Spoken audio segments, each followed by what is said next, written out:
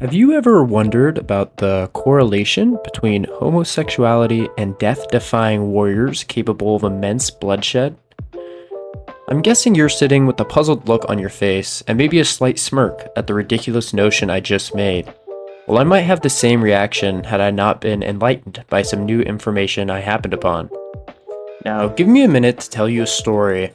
About a week ago, I was sitting down eating some kimchi, watching Joe Rogan's podcast like I usually do, where he had on one of my favorite directors, which is Zack Snyder, creator of the Justice League, 300, Watchmen, and other acclaimed movies.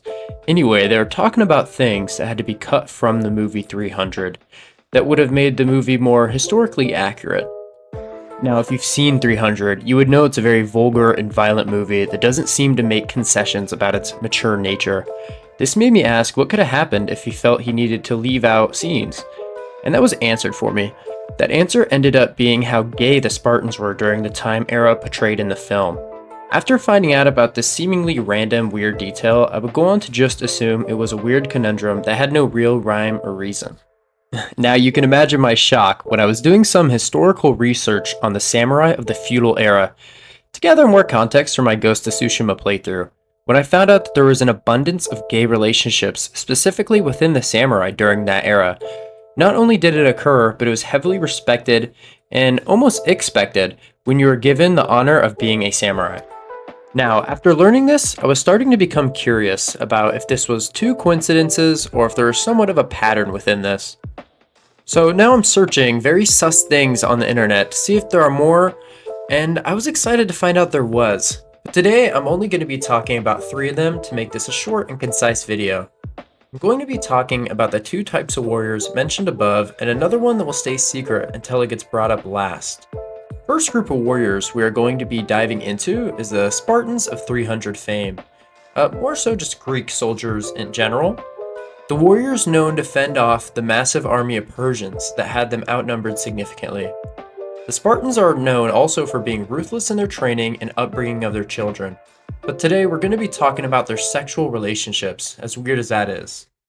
One great example comes from the Lelantine War, where the Chalcidians called for help from the great warrior Cleomachus, who helped them secure a victory upon his arrival to the battlefield. He sadly would perish during the battle, but what I want to draw focus to is the fact that he was said to have brought a male lover with him. It was said by the lover that their love for one another was the driving force that charged Cleomachus to fight so valiantly. After word got out that this was the case for Cleomachus fighting with such power, they erected a tomb for him, which went on to reverse the locals' view of homosexuality and even drove them to honor it.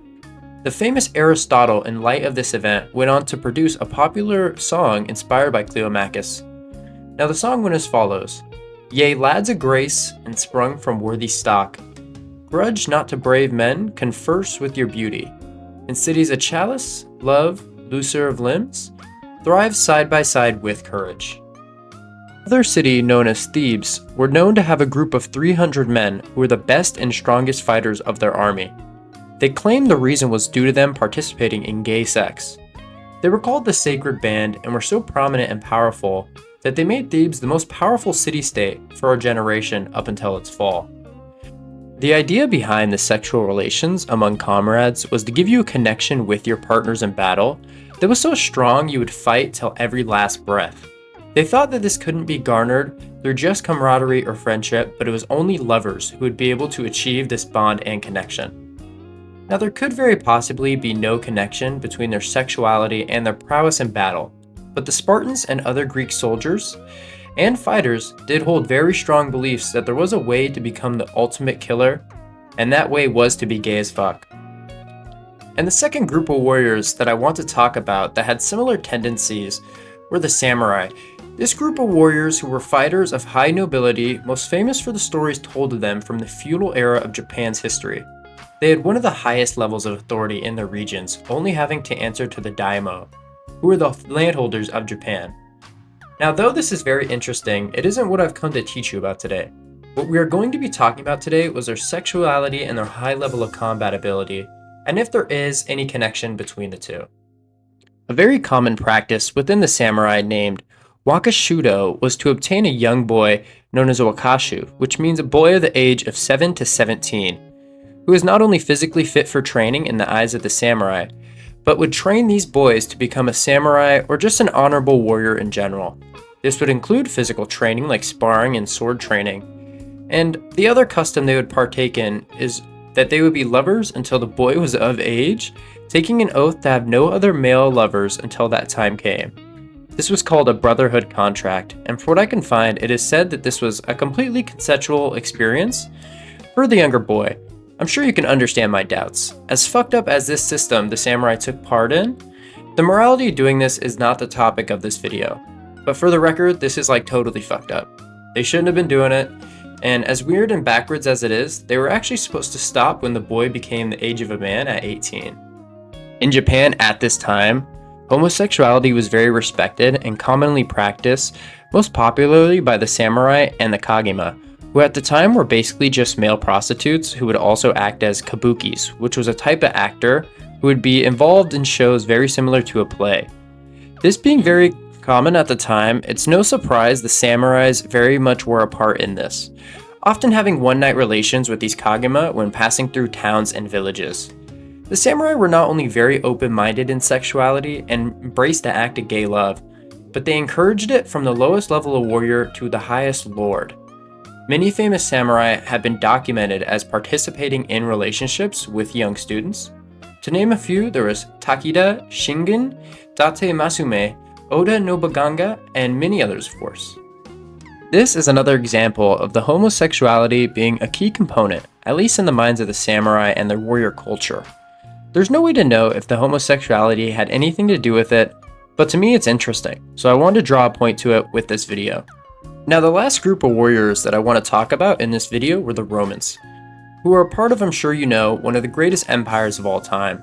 The idea that the soldiers were bred from this empire may have been more on the homosexual side of the spectrum is a theory that I've heard a lot throughout my life, which is that the Roman Empire collapsed from everyone getting too gay. And in some way that just destroyed society as they knew it, at least within their empire.